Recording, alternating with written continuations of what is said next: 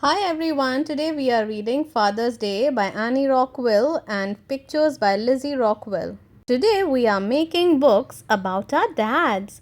I'm writing about how my dad is so strong. He can still carry me. I am as tall as the sky when I'm up on his shoulders. Papa sings his favorite song to me if Mama has to work at night, Evelyn said. It's the one his Mama and Papa sang to him. She hummed the tune and we stopped writing to listen. Mrs. Madoff reminded us, remember, we need quiet when we write. So Evelyn stopped humming and we went back to work. After a while, Ivan raised his hand. How do you spell skillet? He asked Mrs. Madoff. She said, Skillet. He erased something he had written and wrote it again.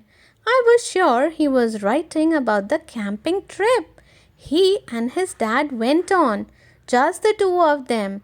Ivan told me that they slept in a tent and cooked bacon and eggs in a skillet. Jessica chewed on the end of her pencil.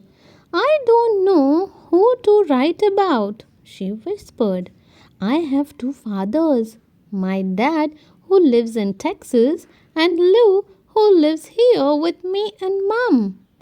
Write about both of them, I said. Hey, why didn't I think of that? She said. When it was time to read what we had written, Charlie went first. My father is a terrific person. He has lots of friends and I know why. He never gets mad or loses his patience. He says he can't because when you are the pilot of a big jet plane, you always have to keep your cool. Jessica read next. I have two fathers and love them both. My dad, Bradley, lives in Texas and knows all about horses. My stepfather, Lou, has never even been on a horse. He always plays gigglebugs with me after work, even if he's tired. Sarah read, my father is great at everything. Yes, everything in the world. He's such a great cook. He could be a chef on TV. He should taste his chocolate marshmallow minty fudge. It's delicious. Pablo held his paper close to his face. I feel so proud when Papi and I play soccer. Papi shows me how to kick and dribble. Every time I practice with him, I get better. Papi plays on a team in town with his friends. He says that one day I will be a better player than him. Kate said, I wrote a poem for my dad. Is that okay? Of course, said Mrs. Madoff. Kate read her poem, which went, Daddy taught me to dive and to find a beehive. When I caught 3 shiny fish, we put them in a yellow dish. For a long time, I drew pictures of me in a bright pink room. Machiko said, I told my father how much I wanted a bright pink room. One day, we went to the hardware store and now my dream has come true. My father and I painted my room summer rose because that's the color I picked.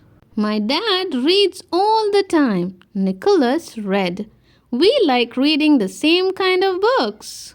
After lunch, we took our stories to the publishing center. Michiko's mother was helping there that day. She printed copies for all the dads. On the Friday in June before Father's Day, we came to school with our dads. We gave them our books.